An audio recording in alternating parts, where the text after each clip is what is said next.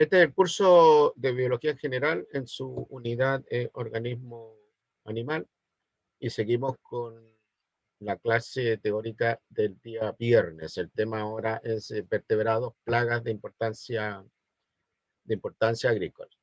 Bueno, como les decía recién, vimos los invertebrados de importancia pecuaria, agropecuaria.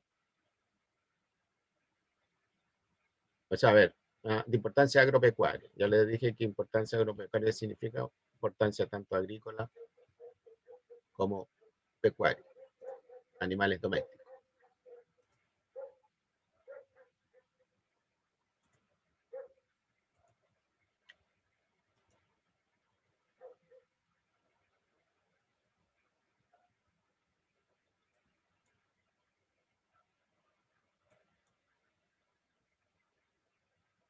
A rato se me aloca el Zoom. ¿Están viendo la diapo? Ahí está. Ahí está mejor. Bueno, un grupo importante de vertebrados que causan daño a la agricultura son las ratas, los ratones, ratoncitos, ratitas, guarenes, qué sé yo. En términos de pérdida, es casi el 60%. Entonces, estos animales que consumen semillas,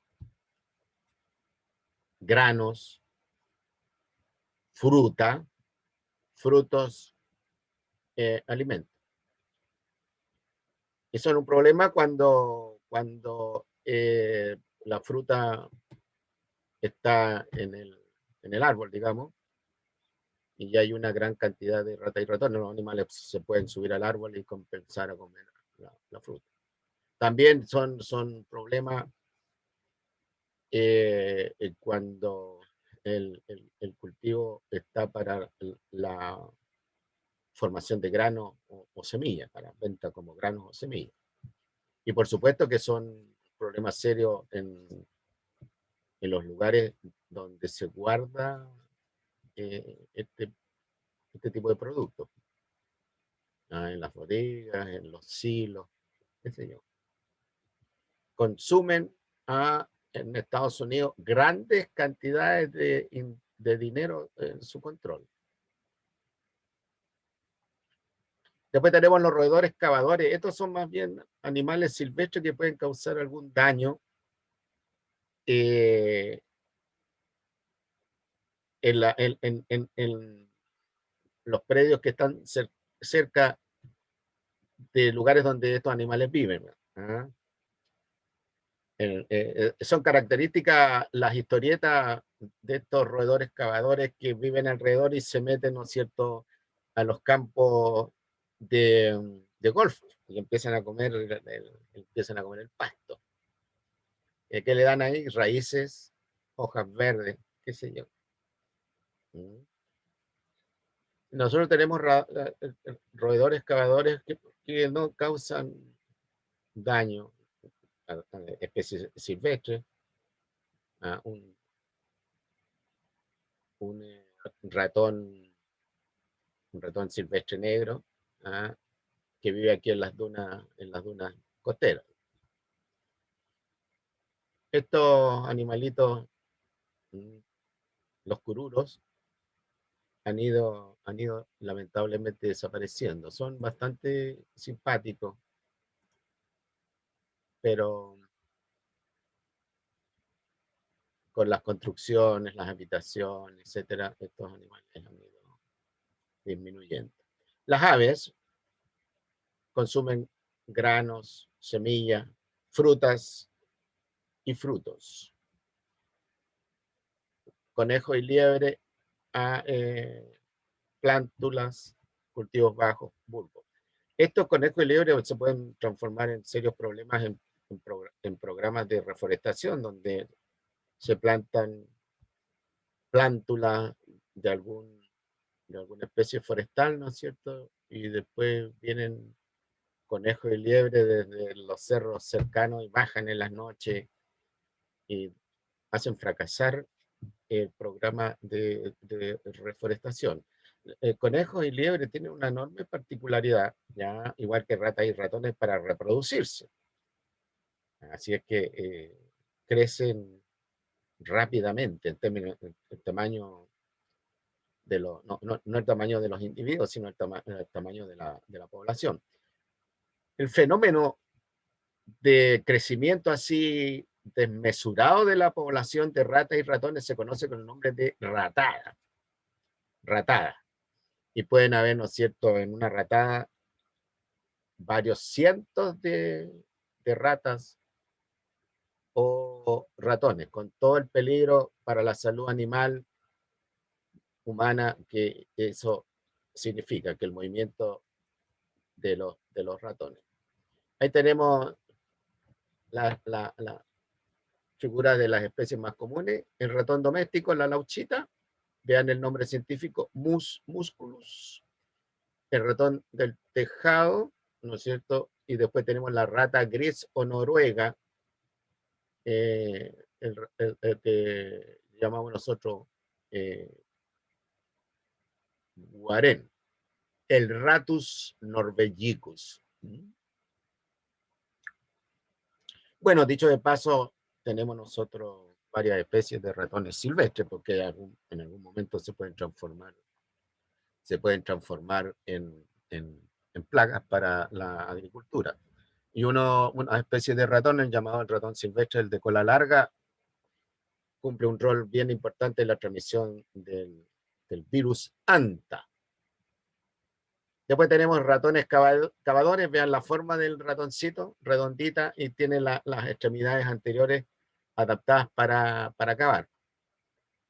La rata topo, el ratón topo, el topillo lusitano, y el topo ibérico, los topitos. Estos son, fíjate, de ojos chiquititos, casi ciegos. Y estos son los que, el topo ibérico, pues el topo, el Profe, que, ¿sí? ¿puede dejar entrar al Pablo? ¿Ah? Entrar al Pablo, que te vas a la espera. No te escucho bien porque del fondo se siente un eco que te distorsiona la voz. Pucha,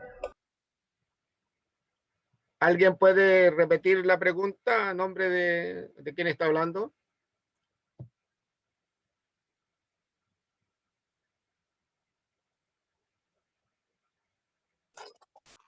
¿Y si le escribe?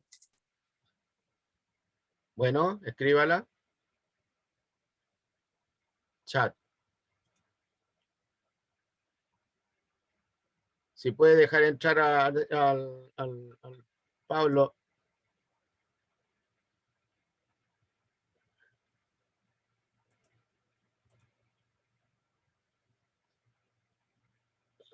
No me aparece acá el Pablo. Sección grupo. Que vuelva a insistir a entrar. Ya, bueno. El topo ibérico. Que estos son los que hacen sufrir a los dueños de campos de golf.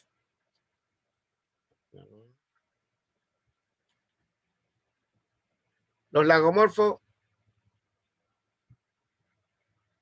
conejos, una madriguera de conejos, la liebre. Aves, ahí ven ustedes a un agricultor, creo que ese es un campo de maravilla.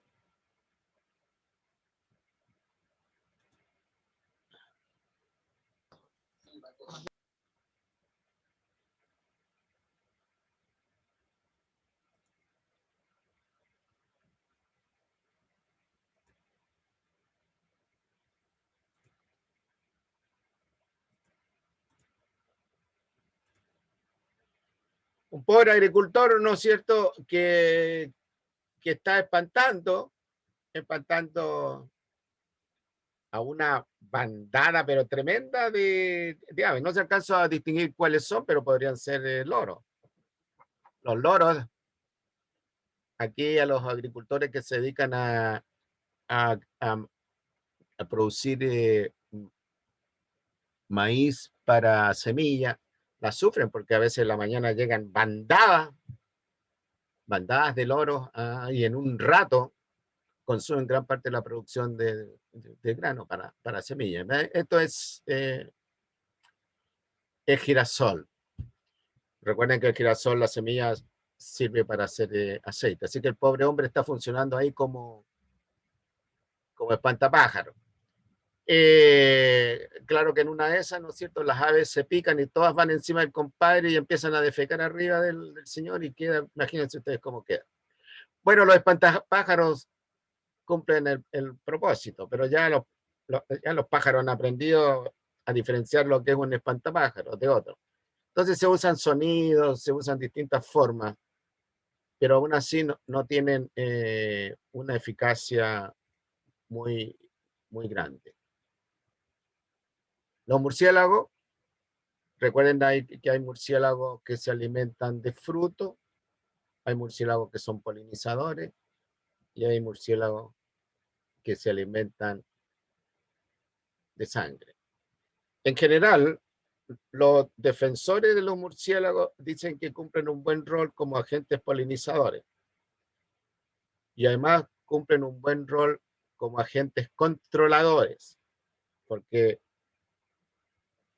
los murciélagos carnívoros, insectívoros para ser más exacto, consumen una gran cantidad de insectos que son perjudiciales a la agricultura. Así que ellos en general defienden a los murciélagos. Pero también los murciélagos han llamado la atención como reservorios de virus, ya particularmente virus que se están desplazando de los animales domésticos, de los animales silvestres, al ser humano. Y en general para la gente común y corriente, la gente lo asocia a los murciélagos con los vampiros. Y además los murciélagos tienen un aspecto muy similar al de un ratón con alas, pues son grises, muy peludos, ¿no es cierto? Y generalmente no de muy buen olor. El rostro tampoco es muy atractivo, pero la verdad es que mirado en su conjunto son animalitos no despreciables, digamos. Después tenemos los animales domésticos, entre ellos los perros gatos, sobre todo los perros abandonados. Ahí tienen un gato, un perro sarnoso, un perro que está lleno de ácaros de la sarna. Y aquí tenemos un gatito también lleno de ácaros de la sarna.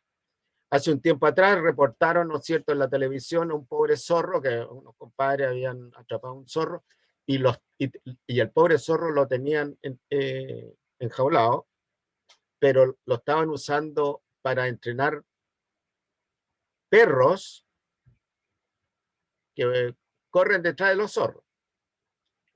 ¿Ya? Así que el pobre zorro, dentro de una jaula no muy grande, rodeado de perros furiosos. Así que el pobre zorro estaba absolutamente estresado. Si no le vino un infarto al pobre zorro, es porque a lo mejor en los zorros los infartos al corazón no existen. Bueno, los denunciaron, llegó la policía, llegó gente del SAC, y al zorro lo salvaron. Pero el zorro, digamos, está en una etapa de recuperación psicológica. Y la otra cosa que encontraron, el pobre zorro, que estaba lleno de sarna. Ahora, ¿cómo pasó la sarna de los perros que estaban alrededor de la jaula al zorro? Bueno, probablemente con los ladrillos, los movimientos, ¿no es cierto? No es que haya saltado el ácaro de la sarna, sino que en estos movimientos de los animales se desplazó de los perros furiosos a el pobre zorro. Por eso es el compromiso, ¿no es cierto?, del dueño de mascota, de que si tiene una mascota, la tenga hasta que el animal se muera. no lo tire a la calle.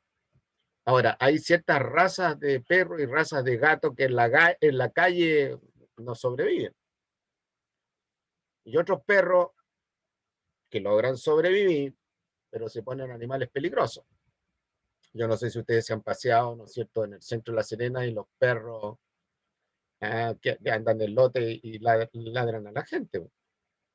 Y yo me imagino que cuando ya está oscuro y las personas se encuentran con esos perros que están nerviosos, que están hambriados, bueno, más de alguien le pueden pegar un mordisco. Y esa persona se tiene que someter, ¿no es cierto?, a un tratamiento antirrábico. Porque los zorros, perdón, los perros, ya son agentes zoonóticos de la rabia, lo mismo los gatos. Ahora, si usted es arañado por un gato, generalmente se produce en la zona de la arañada, de la raspadura, una infección que puede ser seria. Porque las uñas de los gatos son garras. Recuerden que un gato se puede agarrar, ¿no? Se puede subir por una pared, apoyado con las uñas. Por lo tanto, son garras. Ya, más un animal que esté abandonado, un animal callejero. De ahí el peligro, ¿no es cierto? Como le llaman, tenencia responsable de mascotas. Y por supuesto que estos animales también en el campo pueden causar problemas a al ganado. Al ganado vacuno, al ganado ovino, al bovino, los criaderos de aves, etcétera. Bueno, ahí están las referencias para alguien que quiera profundizar un poco más en la materia. ¿Alguna pregunta? ¿Algún comentario?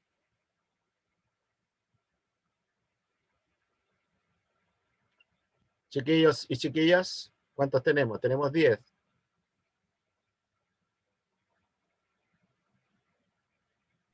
Profe, ¿usted qué opina sobre los insecticidas y cosas así que los ocupan contra las plagas? Mira, el uso de insecticida está siendo cada vez más restringido y más regulado. En predios grandes, por supuesto que la aplicación de insecticida tiene que tener la autorización respectiva y tiene que concordarse con la comunidad circundante al predio en qué momento se va a aplicar el pesticida y bajo qué medios se va a aplicar el pesticida. Estoy hablando de predios grandes, de predios industriales. Ahora en los predios chiquititos, bueno, es como el control es diferente, la gente llega y aplica nomás y a veces se producen problemas de intoxicación de la gente aledaña. Hace un tiempo atrás reportaban acá en el Valle nomás el caso de una intoxicación de los niños de un colegio, pues, y empezaron a averiguar, bueno, estaban cerca de un predio, ¿no es cierto? Y un determinado día, una determinada hora, aplicaron insecticida en ese predio y el insecticida, si hay viento en esa dirección, ya, se lleva, perdón, si hay viento en esa dirección, el viento se lleva el insecticida. Entonces está muy controlado. Pero los agricultores, campesinos, esto y lo otro, proceden a la mala, porque a veces los ataques de insectos son muy rápidos, ¿ya? Y la caída en la producción de lo que interesa es muy rápido, ¿ya? O sea, en principio, yo soy partidario del uso regulado, ¿no es cierto?, del insecticida bajo control técnico y además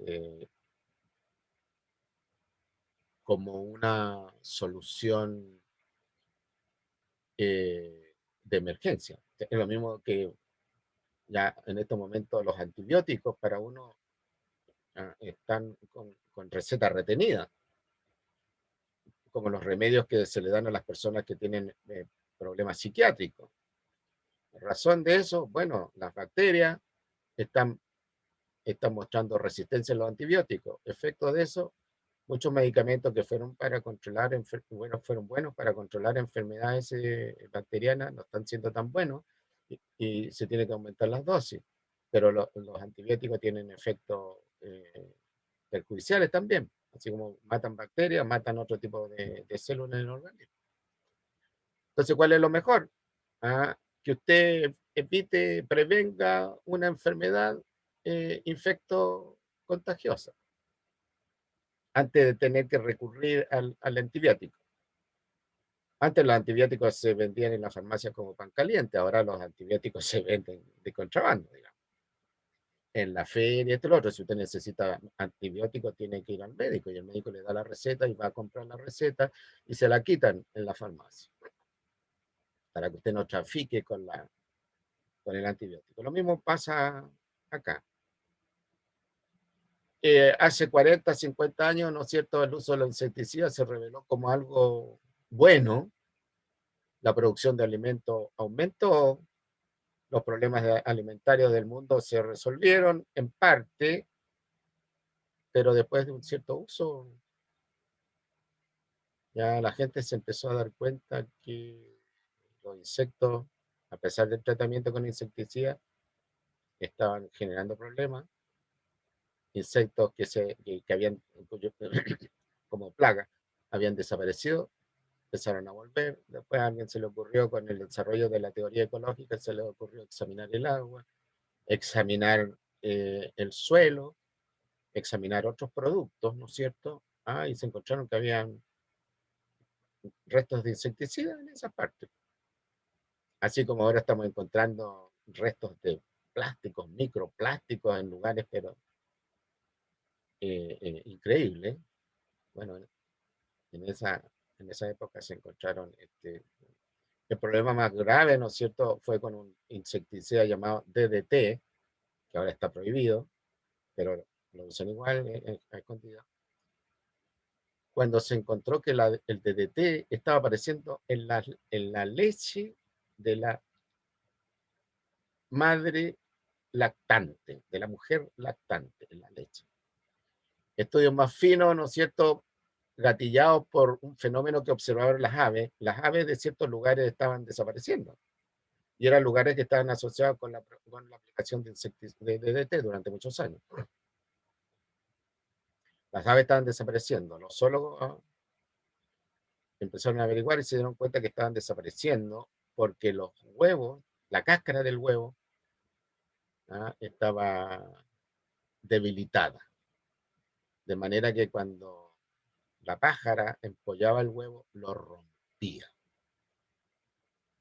Empezaron a averiguar qué pasaba con la cáscara del huevo. Y captaron que el DDT estaba alterando la síntesis del calcio y los huevos, por lo tanto, parecían más de cáscaras más delgadas, más frágiles. De tal manera que cuando la hembra ponía el huevo sobre un nido rústico, digamos, el huevo se quebraba, porque bien el animal se sentaba sobre el huevo, no debiendo romperse, el huevo se rompía. Empezaron a investigar ya más direccionalmente, se encontraron que el DDT que se usaba para eliminar insectos aparecía en la leche de la vaca. Bueno, imagínate la cantidad de leche que se consume en el mundo. Por lo tanto, la leche que estaba consumiendo, el que toma leche, estaba consumiendo con DDT. Imagínate el efecto del DDT sobre la síntesis del calcio y la formación de los huesos. Y la alarma pública, ¿no es cierto?, fue la guinda de la torta cuando se encontró que había leche, que había restos de DDT en la leche de las madres lactantes. Ahora con el DDT no solo se detectó que había un efecto sobre el metabolismo del calcio, sino que además se detectó que el DDT sufrió un fenómeno que ahora se llama biomagnificación del DDT. Es decir, en otras palabras, a medida que el DDT como elemento traza va pasando del productor, la planta, al herbívoro 1, al carnívoro 1, al carnívoro 2, al carnívoro 3, el DDT se va concentrando.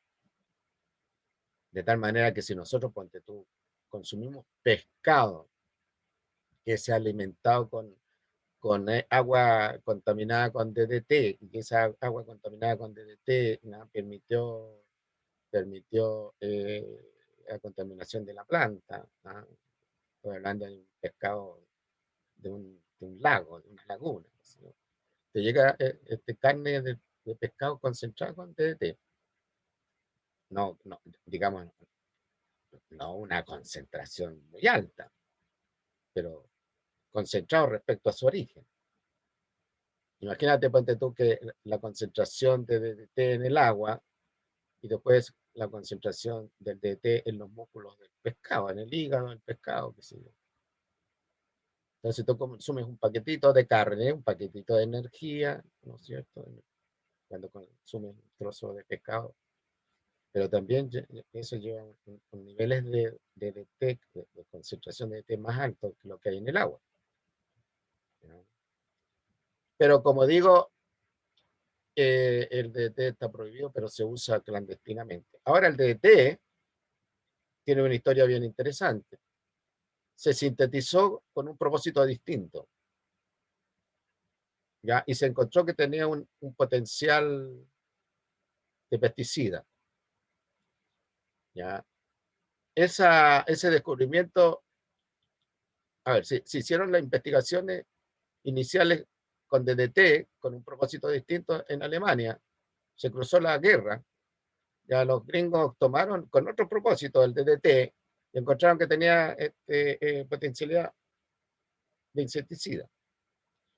E inmediatamente el DDT se transformó en un secreto militar,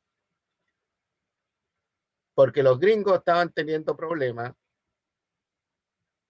con los mosquitos en las batallas del Pacífico Sur.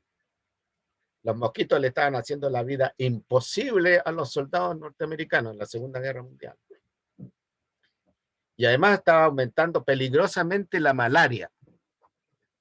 Así es que los soldados norteamericanos estaban perdiendo la guerra no solo por el poderío, ¿no es cierto?, japonés, sino además las batallas allá, sino además con la ayuda de la malaria, de los mosquitos.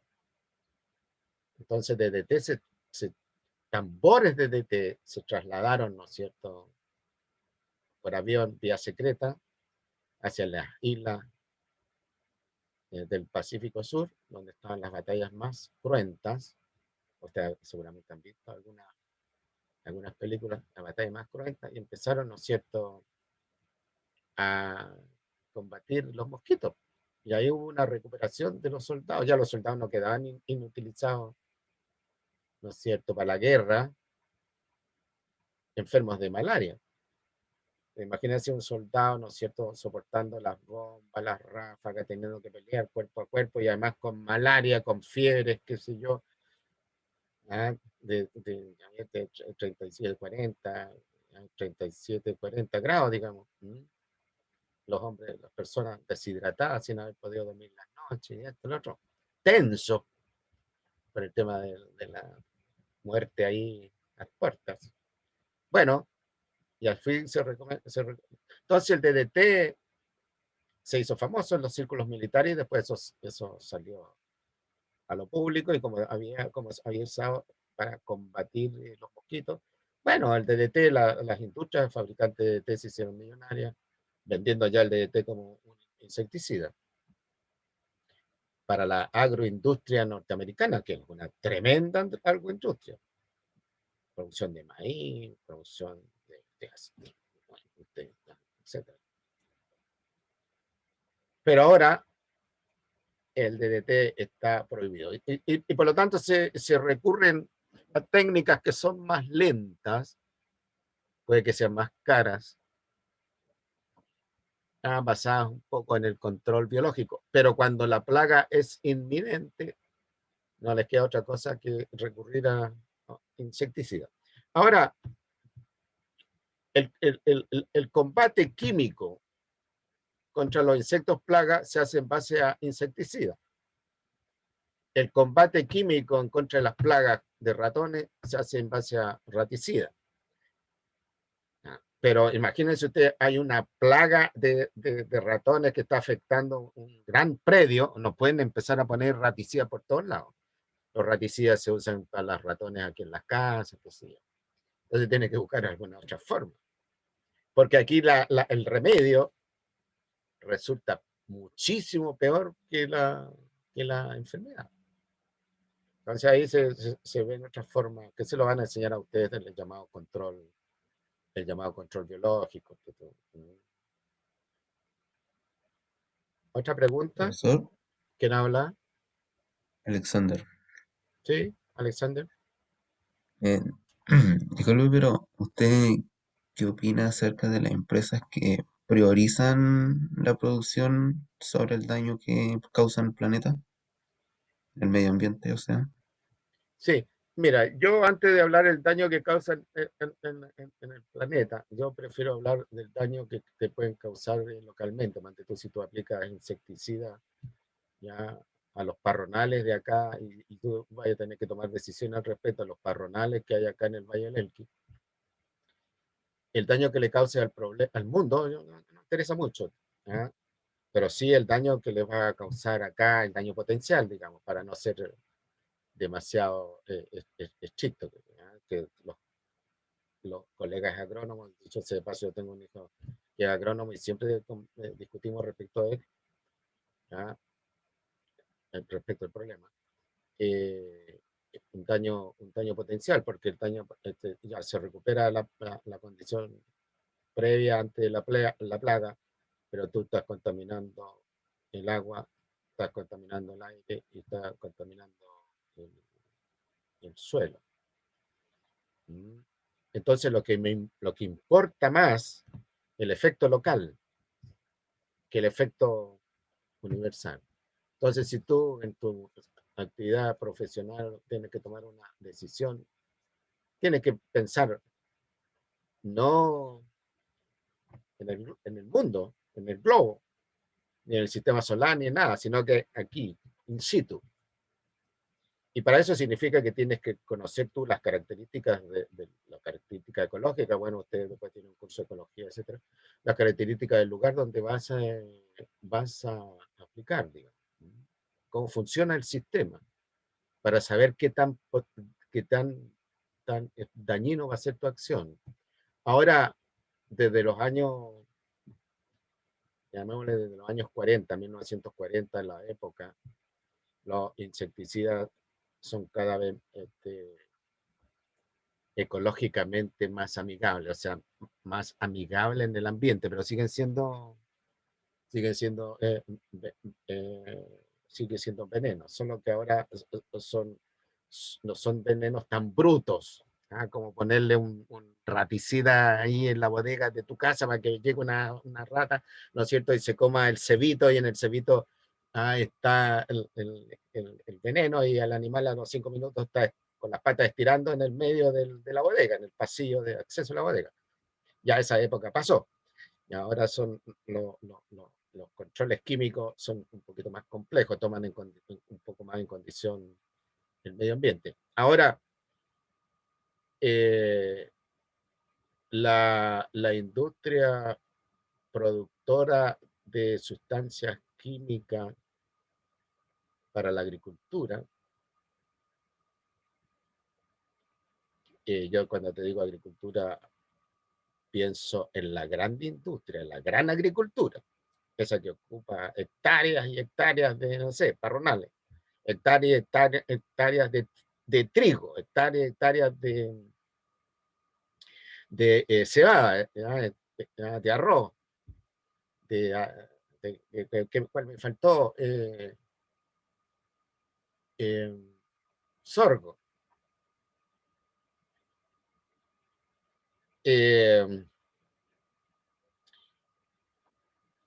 Ese tipo de agricultura, de tal manera que primero la producción de alimentos es un asunto crucial. Y segundo, ¿ya? La cantidad de dinero que se mueve alrededor de estas compañías, la presión por producir más alimentos, la presión política. Ya hemos visto, ustedes tienen que estar informados al respecto de la relación un tanto perversa que hay entre política y dinero, de tal forma que la, la, la, la decisión generalmente se toma en base a leyes, en base a reglamentos, en base a normas. Entonces tú no puedes decir, ¿no es cierto?, yo voy a prohibir esto. Y te dicen, bueno, ¿dónde está la ley, la norma que lo autoriza esto? Como vivimos en un país que se rige por ley, etcétera, estamos entrando en un proceso de una nueva constitución. Entonces, a veces las decisiones ya son difíciles de tomar. ¿No? Por eso que eh, el control de plagas en la agricultura, de nuevo estoy hablando de la agricultura industrial, mueve mucha plata y se generan problemas que terminan problemas que pudieran terminar en un asunto político. ¿Me entiendes? Entonces, pero en todo caso, estas cosas se tienen que regular a través de leyes, reglamentos.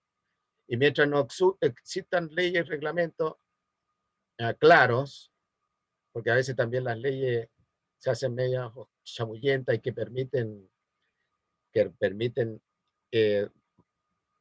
más de una interpretación. Pero en la producción de alimentos, ¿ya? Es una necesidad enorme, alimentos para los animales domésticos, que a su vez van a producir alimentos para el ser humano o alimentos directos para el ser humano, que demanda mucho dinero. Es como que de repente tú dijeras, ¿no es cierto?, vamos a prohibir los antibióticos. Imposible. Mira el lío político que se ha generado con el control del COVID, las cuarentenas. No es llegar, ¿no es cierto?, y decirle a un país latino como nosotros, que nos creíamos relativamente ordenados, disciplinados, qué sé yo, que se mantenga en sus casas para evitar el contagio. Entonces, son problemas que no demandan, o sea, son problemas que demandan soluciones tremendamente complejas, porque si usas soluciones simples, por alguna parte aparece el daño colateral, y a veces el daño colateral es severo, es serio. Se transforma, como te digo, el remedio peor que la enfermedad. ¿Cuál fue la medida ya en cuarentena? ¿Cuál el daño colateral? Bueno, que la cuarentena se puede aguantar un tiempo, pero después la gente tiene que salir a trabajar. Porque hay gente que vive con lo que recibe día a día. Y ve tú la situación, cómo está. Entonces decía, no, tenemos que permitir que la gente salga a trabajar. Ok, permitimos que la gente salga a trabajar. Pero el porcentaje de contagio, la velocidad de contagio, no se detiene, a pesar de las vacunas. Entonces, bueno, prorroguemos la cuarentena, pero tenemos que darle plata a la gente, porque la gente está recurriendo a lo que tiene ahorrado en sus cuentas para jubilación. Y hay gente que ya se ha quedado sin plata para jubilar, y nosotros los chilenos estamos viviendo como promedio sobre los 80 años. Y la gente deja, según la ley, ¿no es cierto?, puede dejar de trabajar a los 65, o sea que tenéis, ¿cuántos? 65, 70, 80, 15 años para vivir con tu pensión. Y a mucha gente esa plata que logró ahorrar no le está alcanzando. Y más encima que de repente se gastaron, ¿no es cierto?, lo que tenían. Entonces, ¿cómo te la voy a arreglar en los 12 años que te quedan? ¿Con qué plata? ¿Te fijas? Entonces, esto no es darte una respuesta así como sí o no, soy partidario, bueno, no, me opongo, porque son problemas problemas bien complejos. Y yo como profesor, ¿no es cierto?, me tengo que cuidar de dar alguna respuesta que puedan ser mal interpretadas, porque yo sé que hay colegas agrónomos que son, y las compañías para las cuales ellos trabajan son partidarios de aplicar insecticida o algún pesticida y punto. Claro que cada vez son menos, ¿entiendes tú? Porque además las multas son enormes y además la imagen de la empresa frente a un mundo moderno empiezan a perder la calidad. Por ejemplo, hubo una campaña en el extranjero, no recuerdo qué parte, pero fue un país importante que compraba manzanas a Chile, las manzanas rojas. Bueno, los productores de manzanas felices y contentos. Pero de repente aquí en Chile apareció una publicación de una persona en el Twitter, qué sé yo, los blogs, diciendo que la madera, fíjense ustedes, que la madera con que se envasaba la manzana, que estaban llegando a no sé a dónde, recibían un tratamiento antitermites, un tratamiento químico antitermites. Y algo también pasó con el papel con que se envolvían las manzanas que se exportaban. Ya, inmediatamente hubo una campaña en contra del consumo de manzana chilena. Y se fue a la punta del cerro, ¿no?, el mercado de la manzana chilena en esa época. Otro ejemplo, nosotros tenemos madera de muy buena calidad, que algunas mini empresas o mediana empresas lo usan para fabricar muebles que llamaban la atención en el extranjero. Entonces la gente compraba esos muebles. Pero de repente alguien publicó aquí en Chile que los fabricantes de esos muebles estaban usando árboles con problemas de conservación.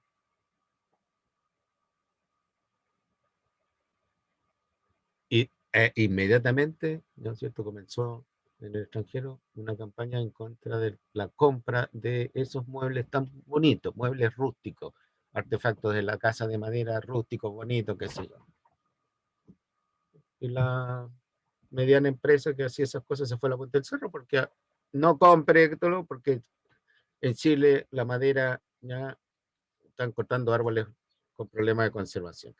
Entonces, para las empresas grandes, sobre todo aquellas que tienen capitales extranjeros o empresas decididamente extranjeras, la campaña, la imagen que es amiga del medio ambiente, que es respetuosa del medio ambiente, que es bondadosa con el medio ambiente, está siendo súper importante.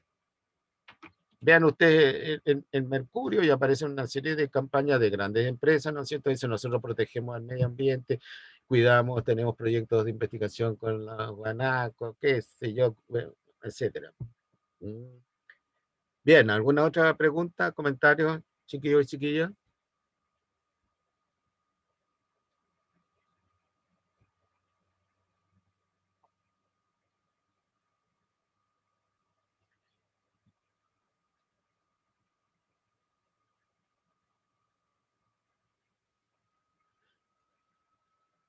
Bien, voy a dejar de compartir la pantalla y vamos a abocarnos a la discusión, análisis Profe, respecto de profesor, la prueba. Sí, dígame. a ver, es que, ya que usted sabe, ¿usted me podría desmentir algo?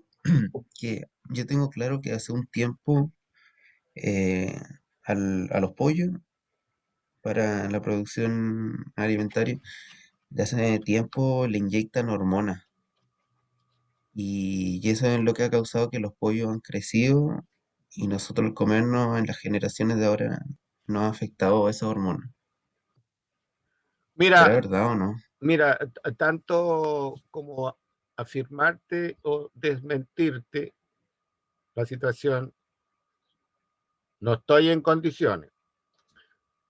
La información que anda dando vuelta es que los criadores de pollo, para que los animales crezcan más rápido, alcancen un cierto tamaño en poco tiempo y que económicamente le da mayor rentabilidad, usan una serie de estrategias que en interpretación de los animalistas, los que protegen y velan por el cuidado de los animales, son artimañas que se usan y que causan daño al consumidor. Entre ellas, por ejemplo, el uso de sustancias químicas que favorecen el crecimiento. Pero eso no ha logrado trascender ya más allá de los comentarios de las noticias falsas que circulan en las redes. ¿Ah? O sea, dicho en otras palabras, ¿cuál puede haber sido la conclusión de esto? Que en Chile se prohibieran vender pollo de una determinada compañía por la evidencia, no la sospecha, ni el rumor, ¿ya? De que le agrega sustancias, hormonas, que tienen un efecto perverso en el ser humano, sobre todo en los niños de desarrollo. Si estos se empiezan a alimentar de pollo de pequeño, puede ser pollo molido, los famosos eh, el alimento molido, los Nestlé, qué sé yo, hasta un buen trozo de trutro. Entonces tú vas al supermercado y te encuentras que hay pollo a la venta de distintas formas, de distintas compañías me refiero, y ya no te queda nada más que confiar en que el Estado chileno esté velando por tu salud. Porque de otra manera ya entrarías a desconfiar de todo lo que comes. Y por lo tanto tendrías que cultivar tus propias cosas, que mucha gente lo está haciendo en sus jardines, tienen esto, pues obviamente no pueden ser autosuficientes. Por eso también que hay mucha gente que se restringe en comer comida procesada, porque obviamente en el procesamiento vienen algunas cosas que te ayudan al sabor, que te ayudan a la conservación, que te ayudan al aspecto. Imagínate que tú vas al supermercado y quieres comer un pollo asado, entre un pollo pálido y flácido, que tú podrías decir, este es un trozo de gaviota, ponte tú, a encontrarte con un pollo rosadito, redondito, humectante. ¿Qué es lo que haces tú? ¿Cuál es la decisión? Te va por el trozo de pollo rosadito, humectante, atractivo, porque el pollo seco, flácido, no rosadito, este pollo tañejo. A lo mejor el otro pollo, que te digo yo, flácido, este tiene un mejor tratamiento. Pero esas son las artimañas. Pero mientras tú vayas a un supermercado, ¿no es cierto?, y encuentres que eso está a la venta, y aquí la gran discusión, ¿ya? El rol del Estado. Tú tienes que entrar a confiar, ¿no es cierto?, en que el Estado te está protegiendo la salud y la salud de tus hijos. Ahora, si 20 años después, ¿no es cierto?, esa compañía es sujeta a sumario porque se descubre estas artimañas que han usado, bueno, pucha, fregué nomás. Bueno, puede formar parte de la red, ¿no es cierto?, de personas que demandan a esa compañía, que han sido los casos, ponte tú, del cigarrillo. Ya se descubrió, ¿no es cierto?, que fábricas, ¿no es cierto?, de cigarrillo, le agregaban, hay incluso una película, le agregaban adictivos al cigarrillo. Eso fue después de 20 años. ¿Ya?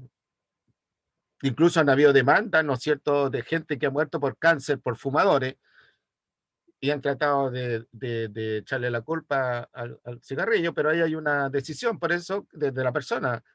¿Ya? Pero la venta de los cigarrillos, cuando yo era joven, se asociaba con el aspecto varonil del fumador. ¿Ya?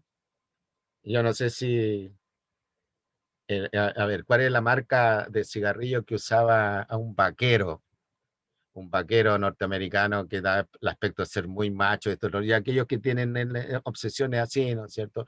O bien en la propaganda del cigarrillo era de ser atractivo para las mujeres, y así la publicidad, marketing le llamaban ahora, para hacer, ¿no es cierto?, a las mujeres atractivas a los varones, ¿ah? La hacían aparecer fumando, ¿no es cierto?, y con ciertas vestimentas, cierto tipo de mujer, la mujer espía de la Segunda Guerra Mundial fumando un cigarrillo largo, ¿ya? O después llegó un momento, ¿no es cierto?, la propaganda para la mujer emancipada, para que consumiera cigarro. Pero ahora, ¿no es cierto?, después de años de investigación se dan cuenta, ¿no es cierto?, y evidencia científica, que la nicotina producía cáncer. ¿Ah? Y ahora le advierten a usted, mire, no fume porque se va a producir, se le va a generar, hay altas probabilidades que un consumo, ¿no es cierto?, largo de cigarrillo le produzca, probabilidad, le produzca cáncer. Tú tomas la decisión. Ah, sí, pero no importa. Otros no, pues otros dicen, no, sí. Yo enfermo de cáncer a los 80 años, yo voy a generarle problemas a mis hijos, qué sé yo, mis hijos tienen que estar en otra, esto no, dejo de fumar a los 40, ¿ya?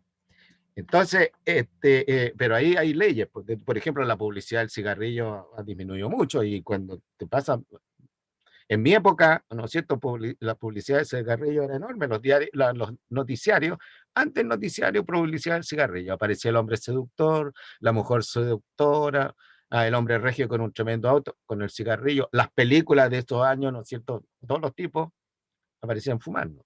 Ahora, ve tú en las películas modernas si hay alguno que aparece fumando. Las películas que tratan de mostrar, ¿no es cierto?, situaciones de los años 50, la gente de películas actuales, pero muestran cosas en los 50, aparecen los tipos fumando, pero no fumando a cada rato, no como el mensaje, como el mensaje que se está mandando, pero ahora películas a lo moderno, ya el cigarrillo no aparece, y la propaganda, como te digo, en cigarrillo es cada vez menos, ¿ya? Y ahora el impuesto al cigarrillo es alto, ¿no es cierto? Pero hay gente que sigue fumando.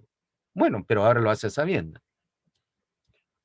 ¿Te fijas? Entonces, de nuevo, aquí uno espera que todo lo que se ofrece en el comercio formal, todo lo que se produce en la agricultura, llámale tú formal, está protegida por leyes, de tal manera que tú puedes confiar en que la manzana que tú vayas a comprar en el supermercado no tiene un insecticida que te va a fregar el hígado o los riñones. El hígado es el órgano más sensible en una primera etapa, de que te va a producir cáncer.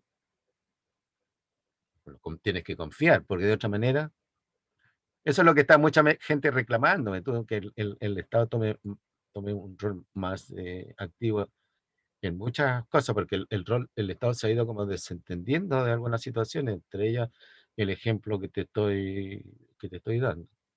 Ahora bien, si tú compras manzana, ¿no es cierto?, de un predio del fondo de una quebrada, bueno, corres el riesgo, ¿verdad?, de que el agricultor haya usado, ¿no es cierto?, no voy a decir el agricultor, porque eso no es una fabricación industrial, pues, una, una hormona y qué sé yo, sino que algún insecticida que está prohibido por ley porque se ha encontrado que tiene efectos cancerígenos, ¿ya?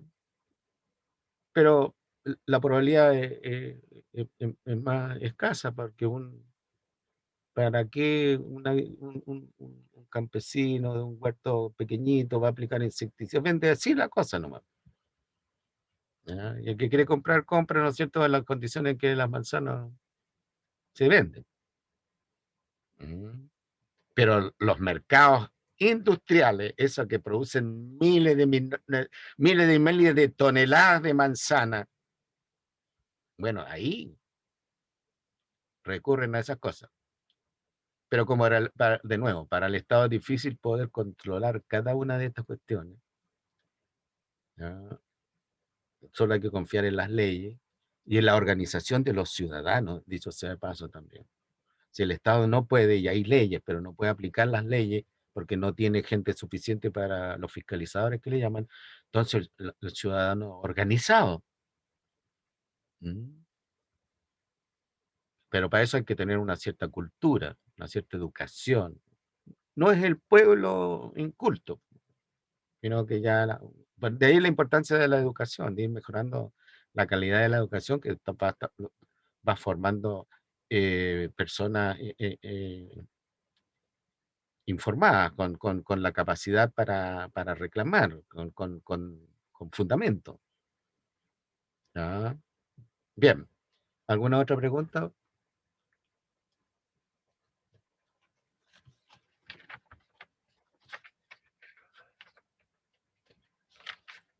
A ver, entonces, compartir pantalla.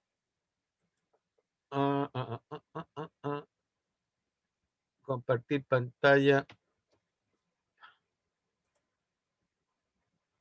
¿Qué era esto?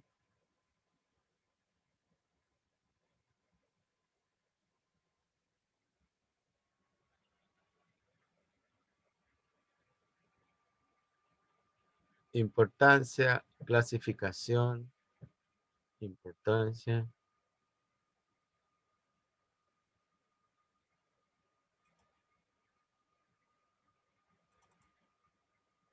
Nada que ver.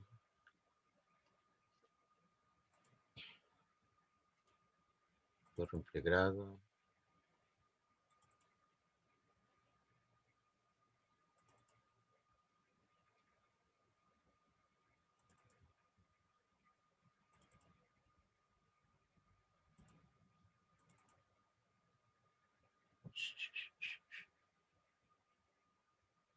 Ya.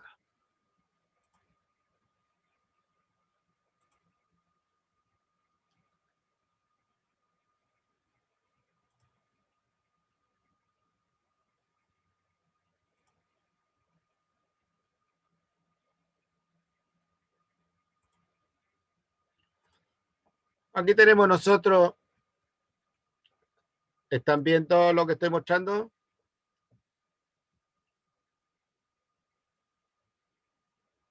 Sí, profe. Ya está. ¿Alguna pregunta, comentario respecto del artículo?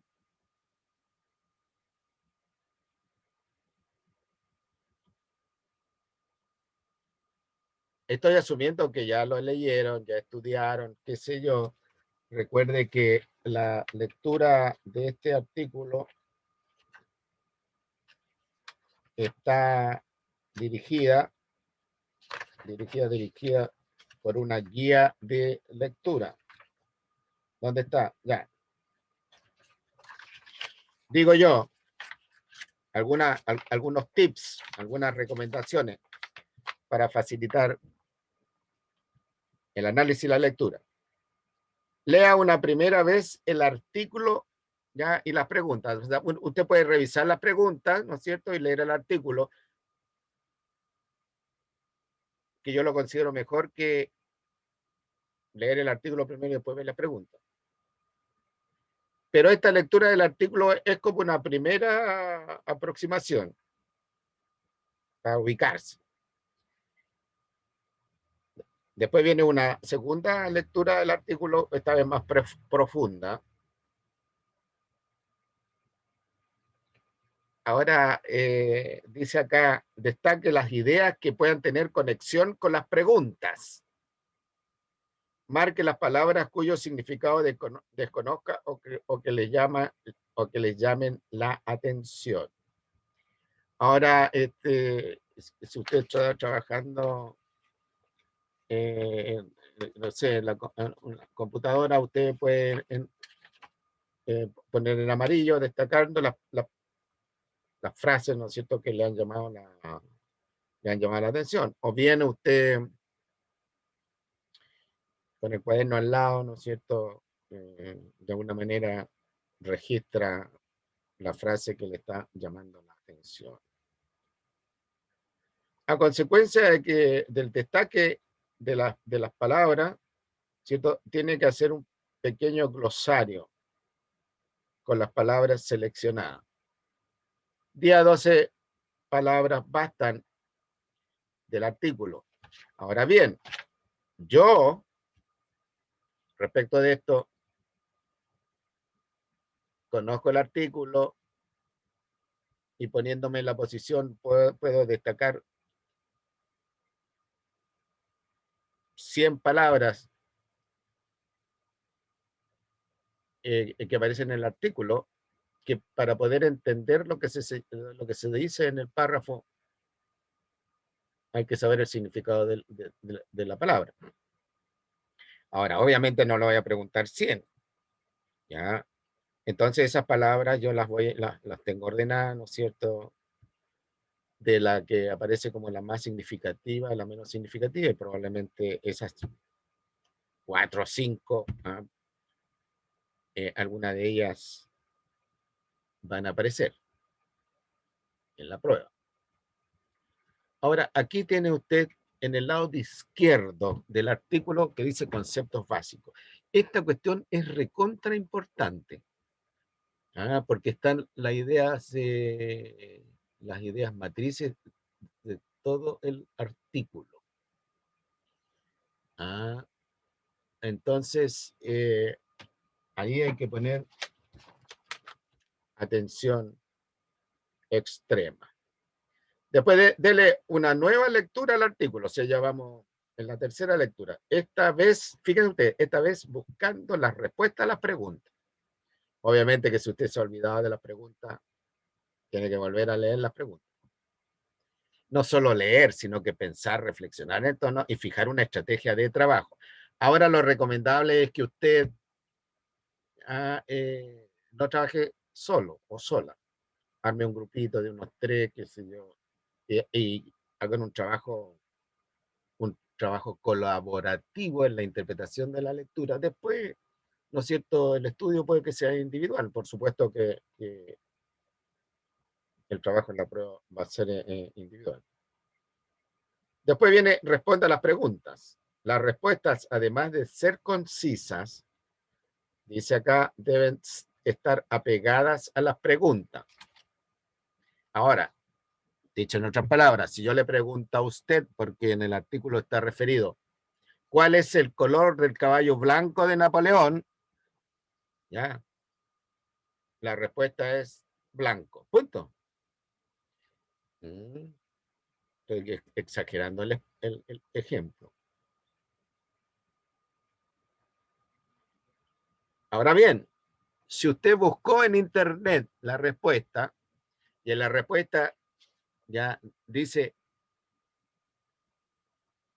Napoleón tenía un caballo, era un caballo majestuoso, blanco, que lo acompañó a la batalla A, la batalla B, la batalla a la batalla A, la batalla B, la batalla C, qué sé yo. Napoleón se veía muy gallardo en este caballo y generalmente se destacaba en las batallas, iba adelante en las batallas, qué sé yo, esto lo otro, y toda una historia sobre el caballo blanco en Napoleón. Y usted me pone ahí a toda esa historia, yo no le, me está respondiendo algo que yo no le estoy preguntando. ¿Ya? Yo simplemente le estoy preguntando de qué color es el caballo blanco de Napoleón. Y como en el Farro dice, qué sé yo, en todas las cinco líneas del que habla sobre el caballo blanco de Napoleón, dice el caballo era blanco, además de majestuoso y de una pinta, qué sé yo, y un estilo. Y bueno, qué distinto que yo le pudiera preguntar qué rol tenía el caballo blanco de Napoleón en las batallas. ¿Ya? Bueno, el rol era un conductor, ¿ya?, de la batalla. Fíjese de todo lo. Entonces, esta es una lectura reflexiva, pensada, no de memoria.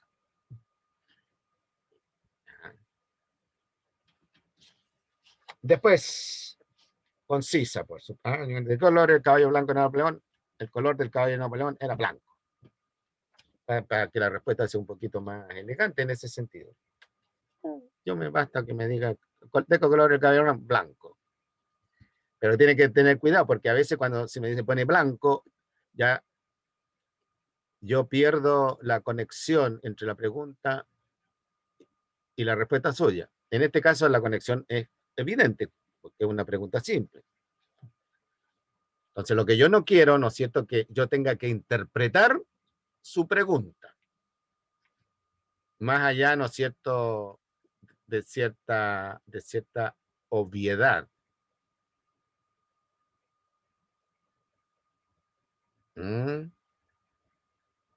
Entonces a veces, a ver, una pregunta, ¿qué es lo que quiso decir esta persona con esto? A ver, pudo haber dicho esto, quiso decir esto otro. A veces uno le pregunta al colega, mira, colega, aquí no, porque todos trabajan en la casa. Oye, mira, ¿cómo entendí esto?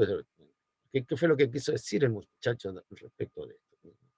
Y a veces ocurre que mi colega, ¿no es cierto?, uno de los profesores que han tenido usted en el curso, interpreta una cosa, yo interpreto otra. ¿Me entiende? ¿Ah?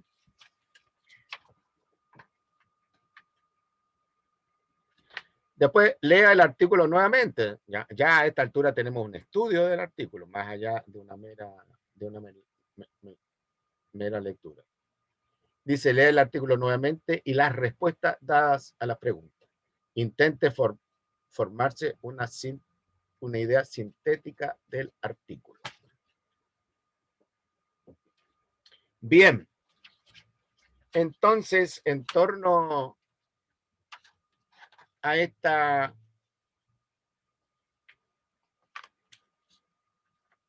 primera parte del análisis y la lectura,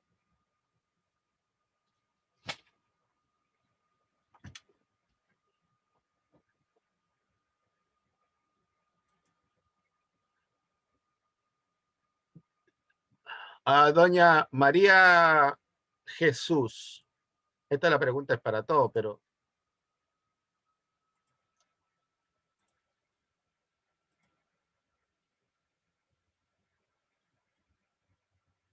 en su opinión, ¿cuál es el tópico? La primera pregunta, ¿cuál es el tópico del artículo?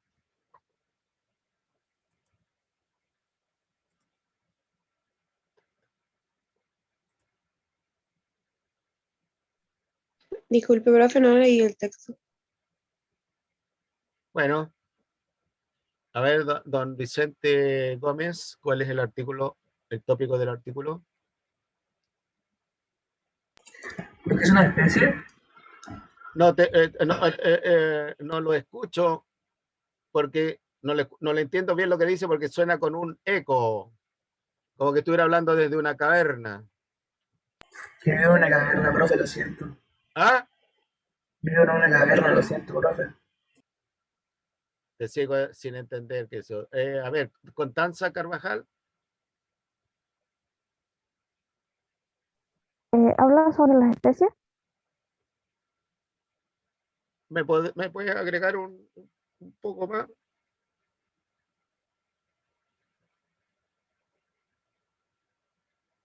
Sobre las especies y su hábitat.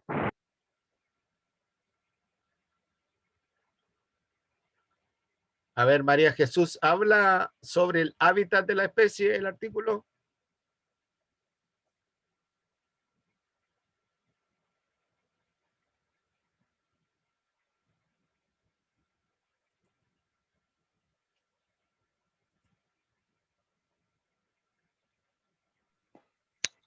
Em, sí,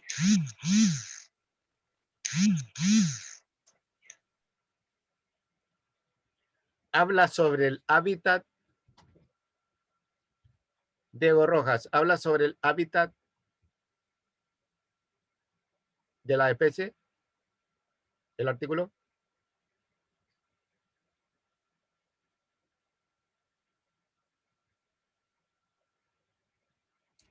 pero usted está hablando de lo que aparece ahí en el texto que puse en pantalla, ¿o no? Del artículo que tienen que leer, chiquillos, chiquillas. Y ese que puso en pantalla yo es el artículo que tienen que leer. Acuérdense que nosotros el viernes pasado, ¿no es cierto?, dejamos las horas correspondientes al laboratorio para que trabajaran, ¿no es cierto?,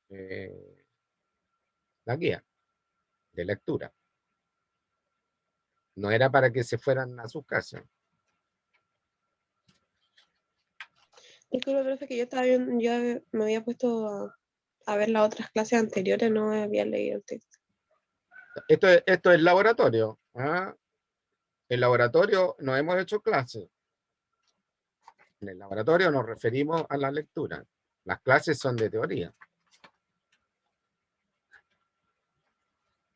Esta es la hora de laboratorio. O el espacio, si ustedes quieren, de laboratorio.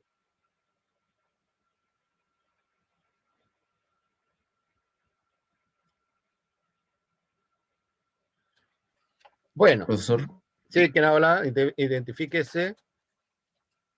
yo, Alexander, en el artículo no habla del hábitat, habla sobre la especie. No, pues no habla sobre la especie. ¿Sobre qué habla? ¿Habla sobre la especie? Sí, Sí. pero no habla sobre el hábitat de la especie. ¿Ya? No. Habla del ADN. Habla sobre... mira, eso que me acaba de decir sobre el ADN es bien interesante, pero es un detalle dentro del artículo, no es el tópico.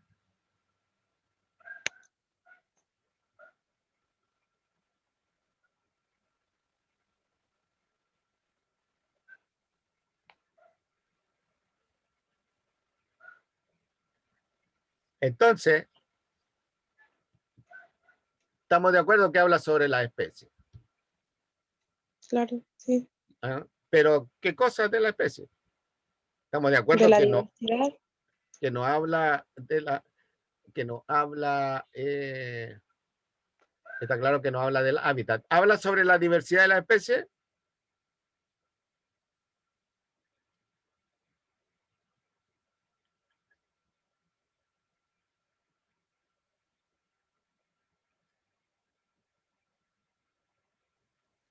Profesor explica sobre el concepto, pero no en sí en la especie. Claro, ahí estamos más cerca. ¿Ah? Habla sobre las dificultades que hay para dar una definición precisa, general, de lo que se entiende por especie. En consecuencia, ya que hay dificultad para encontrar una definición general de especie, ¿cuál ha sido el efecto de esa dificultad?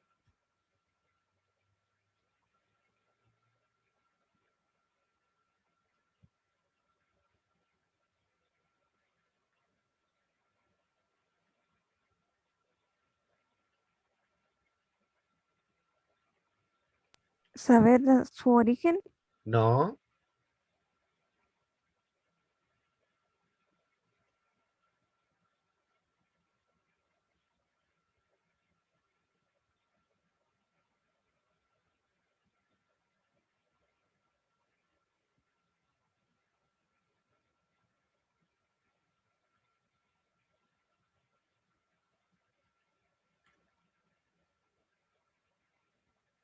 A ver,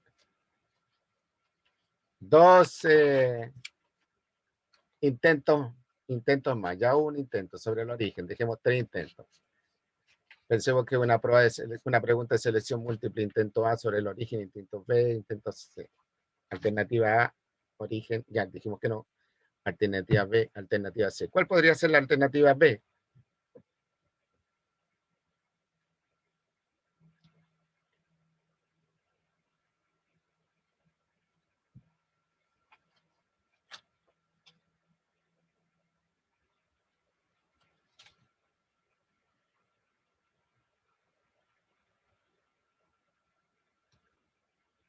Bueno, el efecto de esto es que andan dando vuelta más de un concepto de especie. Y yo, como profesor, para claridad de ustedes, esto es una acotación al margen, yo como profesor, para claridad de ustedes, les tengo que enseñar un concepto. ¿Y cuál concepto le enseño? Para que tengan algo de claridad, porque en el fondo no hay claridad en sentido estricto. Bueno, le he dicho cientos de veces en la clase, no cientos de veces, no, le he repetido varias veces en la clase. Nosotros trabajamos con el concepto biológico de especie, ¿ya? Porque hay un concepto, ¿no es cierto?, morfológico de especie, que todavía se sigue usando, pero como concepto es fácilmente rebatible. ¿Qué le dice el concepto morfológico de especie? Que son individuos morfológicamente parecidos entre sí, no idénticos, morfológicamente parecidos entre sí, pero es una cuestión relativa, ¿qué tan morfológicamente parecidos entre sí? ¿No? Y que el criterio que han usado por mucho tiempo las personas que identifican especies. Pero nosotros decimos, además de eso, que cuando se juntan y tienen la posibilidad eh, de cruzarse, dejan descendencia fértil. Eso quiere decir que los hijos tienen la capacidad de dejar a su vez sus hijos y esos hijos, su hijo y así sucesivamente. Los microbiólogos usan otro criterio, un criterio más basado en la estructura de los antígenos, la estructura de las proteínas, qué sé yo. Porque el concepto, a ver, cuando decimos para el caso de las bacterias, morfológicamente parecido, sí, ¿en qué sentido estamos hablando morfológicamente parecido? Si la bacteria es, ¿cierto?, una membrana celular, dentro de eso hay mitocondrias, citoplasma, ¿dónde está los morfológicamente parecidos? Entonces hay que ver, ¿no es cierto?, la estructura química, pero la estructura química de las proteínas, que yo, los ácidos, los azúcares, son muy parecidos. Entonces ahí se van por el lado de, ¿no es cierto?, de la respuesta bioquímica de la bacteria. Bueno, originalmente se usó la forma, acuérdense que hay bacterias en forma de coco, ¿no es cierto?, ferita, hay bacterias alargadas, ¿no es cierto?, los bacilos, etcétera, pero eso ya es un criterio antiguo. Si bien es cierto, los virus no son seres vivos, sino que son macromoléculas. Bueno, para separarnos, ya te han escuchado en las noticias, ¿no es cierto?, la variante hindú, la variante aquí, la variante allá, ¿por qué se diferencian sin ser a nivel de especie? Pero me sirven como para explicar criterios a nivel macromolecular. Bueno, ¿ya? Entonces ahí se analiza la estructura del ADN, algunas otras Entonces, en algunos grupos de organismos como insectos, el criterio morfológico no ha funcionado bien porque las hembras tienen una forma totalmente distinta a los machos. ¿Ya? El aislamiento reproductivo tampoco ha funcionado bien porque, perdón, voy a armarles un enredo con esto. La capacidad para reproducirse y dejar descendencia fértil tampoco funciona bien porque usted tiene que juntar, ¿no es cierto?, individuos de Chile con individuos, digamos, de China para sospechar si son la misma especie, ya ponerlas en condiciones de laboratorio y esperar que se reproduzcan. Ya, si se produce, si estamos hablando de la cigarra de 17 años, van a haber tomar 17 años, ¿no es cierto? Va a ver si la descendencia entre la cigarra chilena y la cigarra, ¿no es cierto?, de los bosques chinos es la misma cosa. Lo más probable es que sean especies diferentes, pero para probar el concepto de especie a ese nivel, ¿no es cierto?, yo tendría que esperar 17 años. Y en otras especies que es muy difícil mantenerlas en condiciones de cautiverio, no se reproducen. Piensen si yo quiero ver si la especie de panda de aquí, igual la especie la de koala o de algún otro organismo, y los junto y no se me reproducen. Entonces llegar a la conclusión que son especies distintas, a lo mejor son especies que si se juntan en la naturaleza, se reproducen. ¿Ya? Entonces está resultando ser más práctico, ¿no es cierto?, que yo le saque, le examine, ¿no es cierto?, la estructura molecular, según sea la molécula clave, ¿no es cierto?, y las mire y las compare. Un poco así, estoy exagerando la situación, pero para representar la situación, ya lo que hablamos, ¿no es cierto?, de estas pruebas de paternidad basadas en el ADN. Yo no necesito hacer un experimento para saber si un señor es el padre de un supuesto hijo.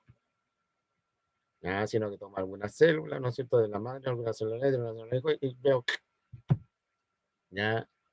Y según sea el grado de similitud de la estructura del ADN, digo, hay un 90%, un 99% de posibilidad, no certeza, posibilidad, de que este sujeto sea el padre. ¿Y qué es lo que dice la ley? Ahora, fíjese usted, la ley dice que en las pruebas de ADN, cuando la posibilidad supera el 90%, lo más probable es que ese sea el padre. Y como se tiene que resolver un caso, a lo mejor hay una posibilidad baja, 2%, qué sé yo, que no sea el padre, y la ley lo chanta y le dice, sí, es el padre. Ahora, partiendo del supuesto que ese personaje, ¿no es cierto?, tuvo una relación sexual, ya tal vez más de una oportunidad con la madre del hijo o de la hija sobre el cual se reclama paternidad. Pues si el tipo no ha tenido, ¿no?, ¿qué va a ser el padre? Pues la prueba debiera ser, ¿no es cierto?, 0. Pero a veces se equivocan y hacen cambios. Sería dramático, ¿verdad? Se equivocan las muestras y toman las muestras de otro sujeto y que estaban, ¿no es cierto? Sí, como pasa, ¿no es cierto? Entonces se declaran culpables de asesinato personas que no han sido los asesinos, pero las circunstancias ya lo han llevado a complicarse y aparecer como el asesino más probable. El otro día pasaron una película bien interesante. Compadre, al final lo mataron, lo condenaron a muerte por el asesinato de sus hijos, y el hombre no había sido el asesino. Se probó después de 10 años, 15 años. Había sido un incendio casual por una estufa que se recalentó y que estaba instalada en el subterráneo. ¿Ya? De una casa relativamente moderna. Se produjo un corte y punto. Y el tipo pudo salir arrancando, intentó sacar a sus hijos, no pudo. Culpable de asesinato. ¿Por qué? Porque toda una serie de cosas circunstanciales lo indicaban a él. Testigos que mintieron, la ex mujer que mintió y después se retractó, y una serie de situaciones. El tipo muerto. es uno de los casos de condenados a muerte inocente, pero se demostró, el tipo estuvo como 20 años preso y al final muerte. Y después de 15, 20 años de una investigación más seria, se encontró que probablemente el tipo no había sido el asesino, con una probabilidad alta de no haber sido el asesino. Porque obviamente usted no tiene la certeza sobre algo que pasó 10, 15 años atrás. Bien, entonces, jóvenes, me doy cuenta que tienen que darle a la lectura. Debieron haberle dado a la lectura el viernes cuando comenzamos la unidad, porque se tienen que dedicar a la lectura, no es para que se vayan a sus casas. Tienen que trabajar, organizarse. La lectura como ejercicio y aprendizaje se dan cuenta que demanda tiempo. Gran parte de la prueba va a estar basado en esto. Yo tengo que medir de alguna forma el esfuerzo de ustedes, el esfuerzo de tiempo, ¿no es cierto? El esfuerzo intelectual, el esfuerzo estratégico, se juntó un grupo, qué sé yo, a trabajar solitos. A mí la universidad me pide que los haga trabajar en conjunto. ¿Ya? La idea es, repito, que el día viernes pasado nosotros se organizara, ¿no? Porque el día viernes solo tuvimos 45 minutos. Vamos ahora a lo otro. Los videos. 4 videos. A ver, Matías, ¿alguna pregunta derivada del video 1? Hágame una pregunta derivada del video 1. Profe, ¿no he visto el video 1?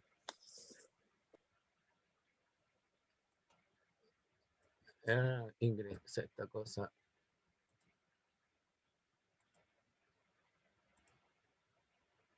Voy a...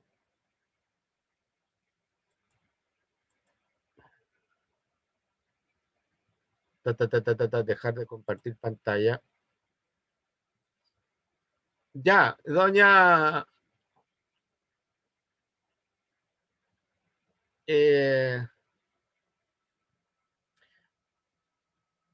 María Jesús, el video 1. Hágame una pregunta sobre el video 1.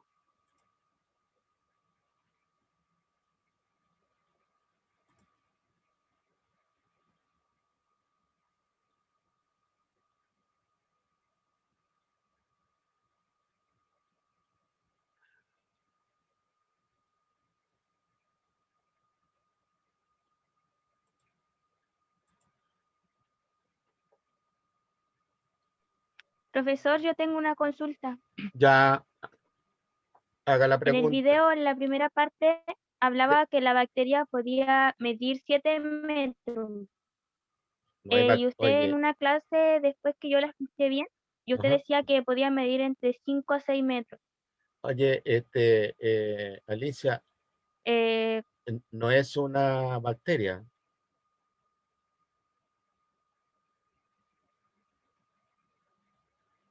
¿Sobre qué trata?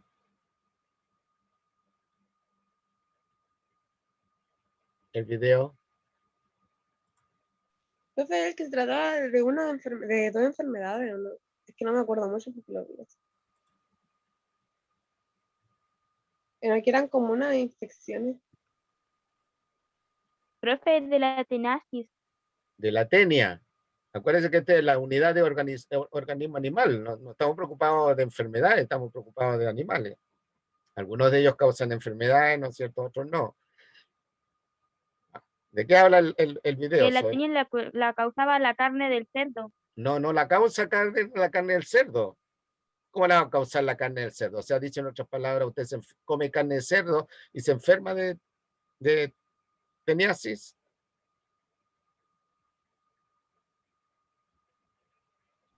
No, me refería a que era transmitida por alguna carne del cerdo. Claro, ahí sí que estamos más de acuerdo. Ahora, al comentario que hizo usted recién al largo de los bicharracos, bueno, estamos hablando de largos que no son absolutos. Ya,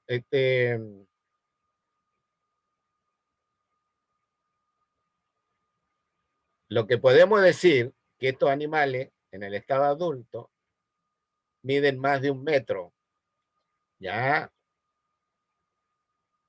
y tal vez menos de 12 metros. ¿Cuál es la gran conclusión que hay? Es que tener un bicho dentro del intestino de uno, que mide entre 1 metro y 12 metros de largo, no es ningún chiste. Imagínense. ¿Ya?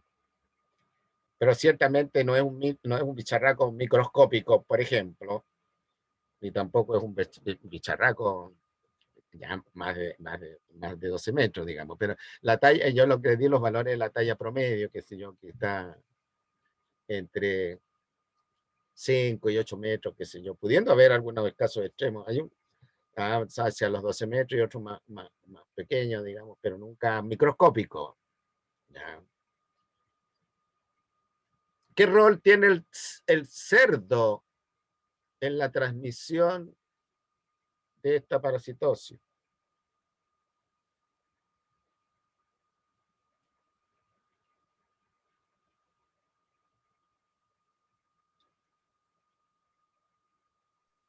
¿Sería como un portador? ¿Portador de qué? De los parásitos. ¿Qué parásito?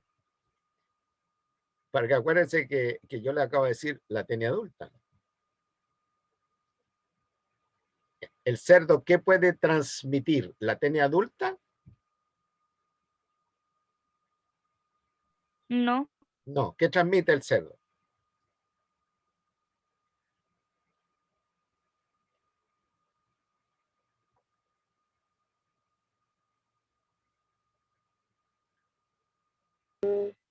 Los citicercos. Los cisticercos. Bien, los cisticercos. ¿Y qué son los cisticercos?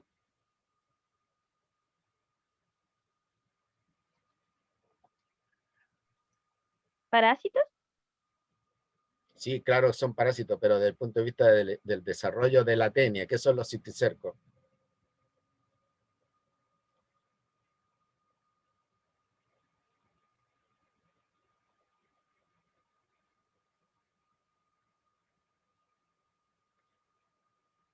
Bueno, ahí se dan cuenta ustedes que tienen para poder entender el video, tienen que reconocer el significado, ¿no es cierto?, de algunos términos. Por ejemplo, el video habla de teniasis y cisticercosis. Usted tiene que averiguar qué es lo que significa la teniasis, qué significa la cisticercosis para entender el video. La teniasis es una parasitosis referida a la presencia del adulto de la tenia. La cisticercosis ya es una parasitosis referida a la presencia de la larva de la tenia. Entonces el cisticerco es una larva de la tenia. ¿Dónde está el adulto de la tenia del video? En el ser humano.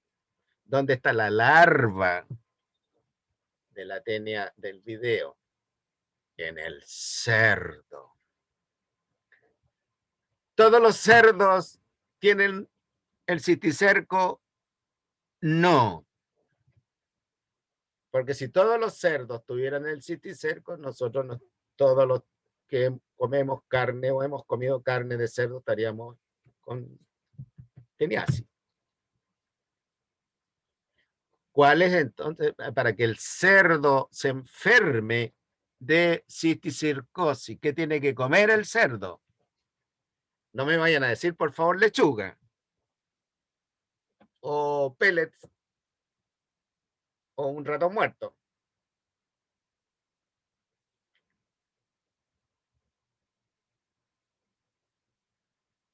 ¿Qué viene antes de la larva?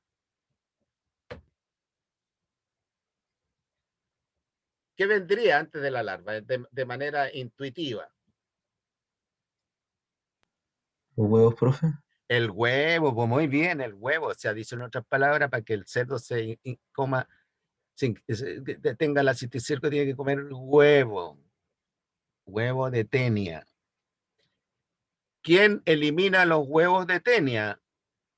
El huésped que tiene el adulto. ¿Y quién es el huésped que tiene el adulto? El ser humano.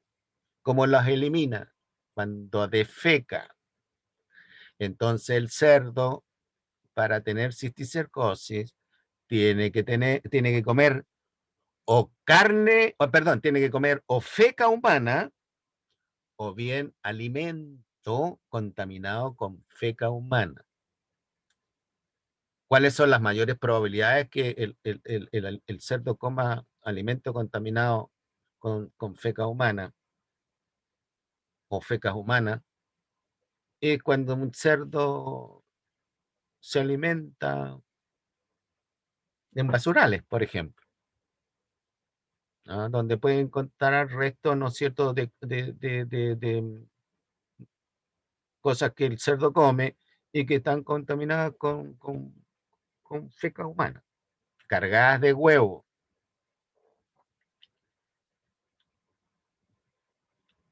Ya en una producción industrial de cerdo, por supuesto que eso no ocurre, pero en una producción artesanal o de pequeña actividad, ¿no es cierto?, de esta naturaleza, sí puede ocurrir. Profesor, Pero deja concretar la idea. De allí ok. la importancia de los mataderos. Si usted consume carne clandestina de cerdo, la probabilidad que tenga el cisticerco es alta. ¿Saben de qué tamaño es el cisticerco? Recién hablamos de la tenia, ¿no es cierto?, que mide, bueno, fijemos, 6, 8 metros ¿sabe usted cuál es el tamaño del cisticerco? ¿Alguna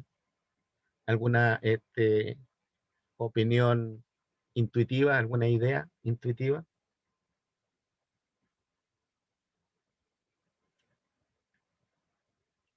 El tamaño de un grano de arroz.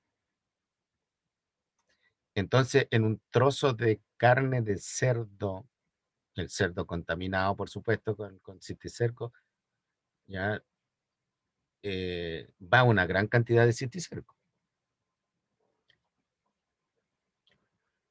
¿Mm? Ahora bien, la cisticercosis como parasitosis también afecta al ser humano.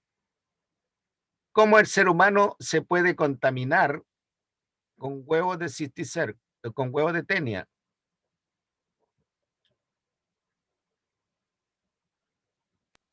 Cuando no se cocina bien la carne, No,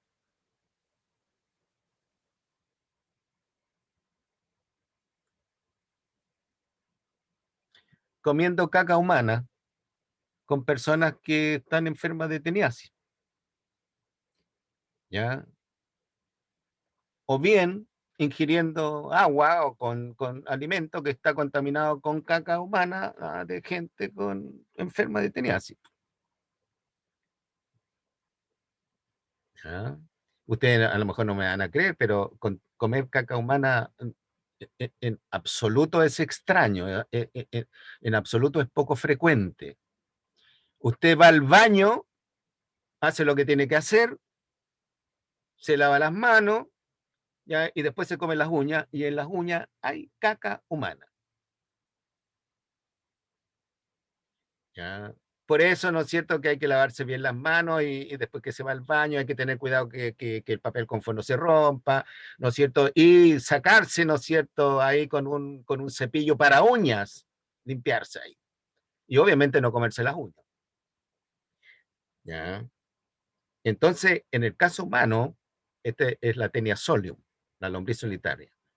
Fíjense ustedes que es menos grave tener en el intestino un bicharraco que mide, dijimos, 6 a 8 metros de longitud, es menos grave que tener los cisticercos. Porque en el caso de no por nada se llama lombriz solitaria, en el caso del adulto, por lo general tenemos uno solo, que molesta ahí, claro, taponea el flujo intestinal, claro. ¿Ya?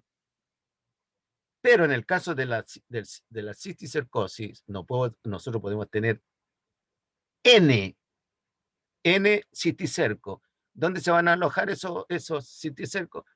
En distintas partes del cuerpo, pero tienen de preferencia de irse al cerebro. Y ahí producen enfermedades, ¿no es cierto? Perdón, producen síntomas que los médicos originalmente le achacaban a enfermedades psiquiátricas.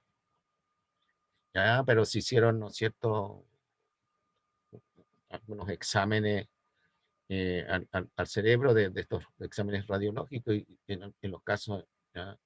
Se detectaron, ¿no es cierto?, una serie de gránulos que después examinados, ¿no es cierto?, con más detención, personas que se murieron, ¿no es cierto?, y le hicieron los cortes y lo examinaron, cisticerco.